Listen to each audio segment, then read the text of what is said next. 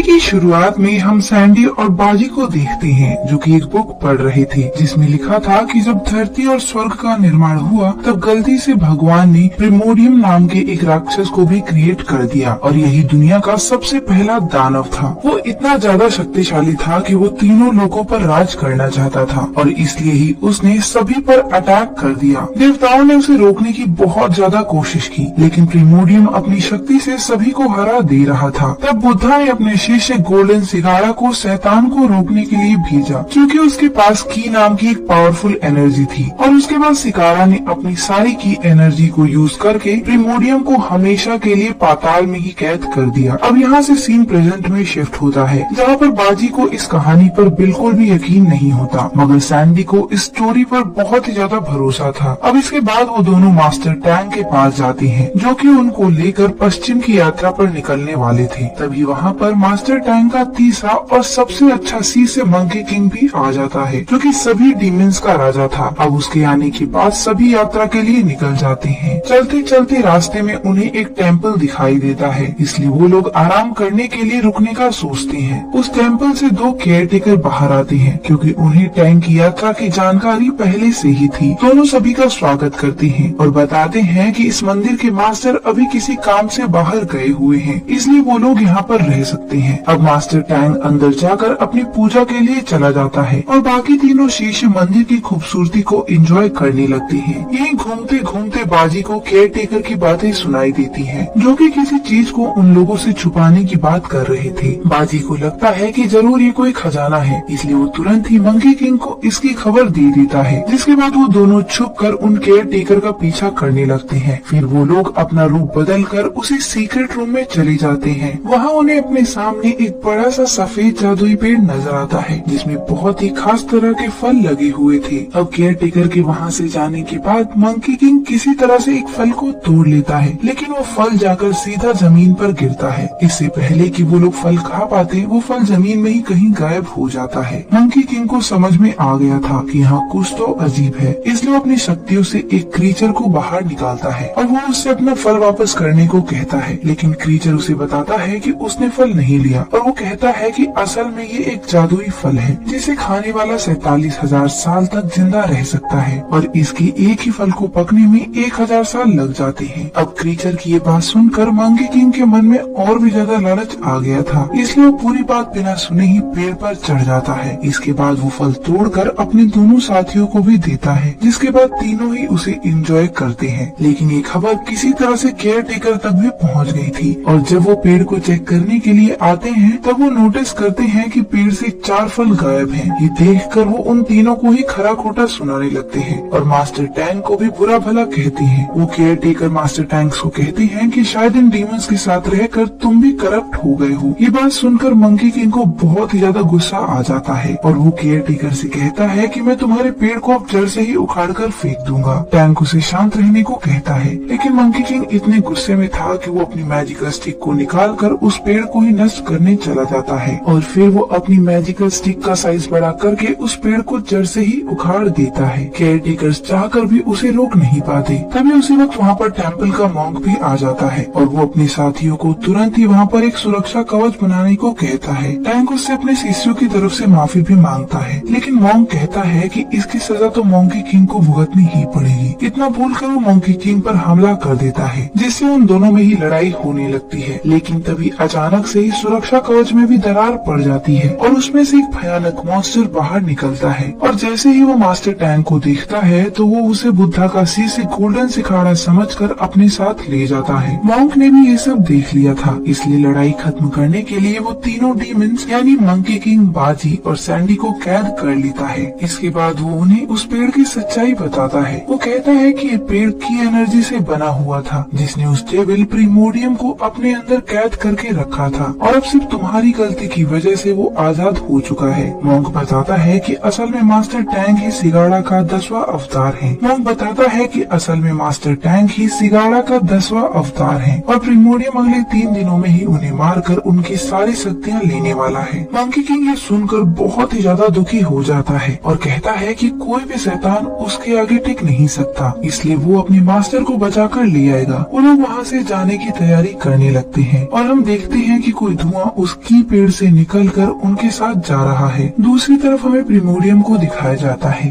जो कि master tank को लेकर किसी सीक्रेट माउंटेन पर आ पहुंचा है। वहाँ का लीडर प्रिमोडियम से उसके वहाँ आने का कारण पूछता है, लेकिन जैसे ही उसे पता चलता है कि वो डेविल प्रिमोडियम है, उसकी हालत खराब हो जाती है और वो तुरंत ही उनके चरणों में गिर जाता है। इधर मंकी किंग भी अपने साथियों के साथ मास्टर टैंक की खोज में निकल चुका था। रास्ते में चलते चलते उनके सामने वही धुआं प्रकट हो जाता है, जिससे उन्हें लगता है कि वो जरूर कोई डीमन है, लेकिन असल में वो तो वही की एनर्जी थी जिसने प्रिमोडियम को कैद करके रखा हुआ था और वो यहाँ पर उन लोगों की मदद के लिए आई है। लेकिन मंकी किंग को उस पर बिल्कुल भी भरोसा नहीं था, इसलिए वो उसे उठाकर दूर फेंक देता है। इसके बाद एक बार फिर से वो उसी क्रीचर को जमीन से निकालकर प्रिमोडियम के पास जाने का रास्ता पूछता है। तब वो उसे बताती है कि ये माउंटेन गॉड का इलाका है और उनके टेम्पल से होते हुए ही तुम्हें आगे का रास्ता मिलेगा। अब उनके पास कोई और रास्ता नहीं था, इसलिए वो लोग की एनर्जी को भी अपने साथ ले जाने के लिए तैयार हो जाते। प्रिमोडियम को भी अपनी मायावी शक्तियों से उनके मिशन के बारे में पता चल जाता है और फिर वो मास्टर टैंक को बताता है कि जल्दी मुझे अपना असली रूप मिल जाएगा और तुम्हारी शक्तियों को छीनकर मैं और भी पावरफुल हो जाऊंगा। इसके बाद सीन शिफ्ट होकर मंकी किंग पर जाता है, जो कि किसी विलेज में खाना खाने के लिए रुका हुआ था और वो विलेज माउंटेन किंग टेम्पल के पास ही बसा था। तभी वहाँ पर प्रिमोडियम द्वारा भेजे गए कुछ राक्षस आ जाते हैं, इसलिए मंकी किंग की को एक लैम्प के अंदर ही छुपा देता है ताकि वो प्रोटेक्टेड रहे। इधर प्रिमोडियम अपनी शक्तियों से सभी गाँव वालों को अपने बस में कर लेता है, जिसके बाद वो लोग मंकी किंग और उसके दोस्तों से लड़ने लगते हैं। लेकिन जल्द ही मंकी किंग उन सभी राक्षसों को हरा देता है और वो वापस आकर प्रिमोडियम को बताते हैं कि मंकी किंग को हराना इतना भी आसान नहीं है। ये सुनकर प्रिमोडियम बहुत ही ज्यादा नाराज हो गया था। गुस्से में वो अपने राक्षस को ही मार डालता है और मंकी किंग को मारने के लिए अपने डार्क पावर को भेजता है। इधर पूरा गांव तबाह हो चुका था, जिससे कि बहुत ही ज्यादा दुखी हो जाता है और वो अपनी पावर से सभी निर्दोष गाँव वालों को ठीक कर देता है। ये देखकर मंकी किंग को भी उसकी पावर्स का अंदाजा हो गया था। इसके बाद वो चारों लोग टेम्पल में जाते हैं, जहाँ माउंटेन किंग की मूर्ति पहले से ही रखी हुई थी। लेकिन तभी वहाँ पर प्रिमोडियम द्वारा भेजी गई डार्क पावर आकर उस स्टेचू में जान डाल देती है और फिर वो मूर्ति मंकी किंग से फाइट करने लगती है। लेकिन जल्द ही उन्हें रियलाइज होता है कि मंकी किंग का सामना करना इतना भी ज्यादा इजी नहीं है। इसीलिए अपनी मदद के लिए वो अपने रकून डॉग को बुलाता है, जो कि हवा से भी तेज वार करने में माहिर था। मंकी किंग उसे मारने की बहुत ही कोशिश करता है, लेकिन वो उसे नहीं मार पाता। तब सैंडी अपनी बुक निकालता है, जिससे उसे पता चलता है कि इस रकून को सिर्फ मुंह बंद करके ही मारा जा सकता है। इसलिए मंकी किंग अपने ही कुछ बालों को तोड़कर रकून के मुंह की तरफ फेंकता है, जिससे उसका मुंह भी बंद हो जाता है और मुंह बंद होने के चलते रकून वहीं पर सिकुड़कर मारा जाता है। तभी डार्क पावर स्टैचू से निकलकर मंकी किंग की तरफ बढ़ती है, लेकिन की उसे बीच में ही रोक कर नष्ट कर देता है। अब डार्क पावर के नष्ट होते ही माउंटेन किंग ठीक हो जाता है और मंकी किंग उससे प्रिमोडियम तक पहुंचने का रास्ता पूछता है, जिसके बाद माउंटेन किंग सभी को जंगल की तरफ ले जाता है और उन्हें वो जगह दिखा देता है जहाँ प्रिमोडियम छुपा बैठा हुआ था। इसके बाद जब वो तीनों जाने लगते हैं, तब माउंटेन किंग उन्हें समझाते हुए कहता है कि तुम्हें की का ध्यान रखना चाहिए, क्योंकि अगर उसने इस फॉर्म में अपनी सारी पावर्स यूज कर ली तो हमेशा के लिए खत्म हो जाएगा। मंकी किंग उसकी बातों को समझ गया था और वो माउंटेन किंग के रकून को ठीक करके अपनी जर्नी पर निकल जाता है। उसने की को भी माउंटेन किंग के पास ही छोड़ दिया था ताकि वो प्रोटेक्ट रह सके। इधर हम देखते हैं कि प्रिमोडियम ने मंकी किंग से लड़ने के लिए अपनी एक आर्मी बना ली है और उसे अपना असली रूप भी वापस मिल चुका है। इधर मंकी किंग अपने दोनों साथियों के साथ आगे बढ़ रहा था, लेकिन वो लोग आगे देखते हैं कि प्रिमोडियम अपनी आर्मी के साथ उनके करीब पहुंच चुका है। इसके बाद उन लोगों के बीच में भयंकर लड़ाई शुरू होती है, जहाँ एक तरफ सैंडी अपने वाटर स्पेल्स तो वहीं बाजी अपने साइज को बढ़ा करके दुश्मनों को कुचल रहा था, जिससे काफी राक्षस तो पहले ही भाग जाते हैं और बाकी जो बचे थे वो झुंड में मंकी किंग पर हमला कर देते हैं। लेकिन मंकी किंग उन सभी से लड़ने के लिए अपने बालों को तोड़ता है, जो कि उसका रूप लेकर मॉन्स्टर से लड़ने लगते हैं, जिससे मॉन्स्टर भी बहुत ही ज्यादा कंफ्यूज हो गए थे कि कौन सा असली मंकी किंग है और कौन नकली, और धीरे धीरे करके वो भी हारने लगते हैं, जिसे देखकर खुद प्रिमोडियम को ही मैदान में आना पड़ता है। मंकी किंग, बाजी और सैंडी तीनों ही मिलकर उस पर हमला कर देते हैं और एक टाइम पर हमें ऐसा लगता है कि जैसे वो तीनों ये वॉर आसानी से जीत जाएंगे। लेकिन तभी प्रिमोडियम उठ खड़ा होता है और वो तीनों पे ही लगातार अटैक करने लगता है, जिसका सामना वो तीनों ही नहीं कर पाते और प्रिमोडियम उन्हें बुरी तरह घायल कर देता है। दूसरी तरफ की भी नींद से जाग चुका था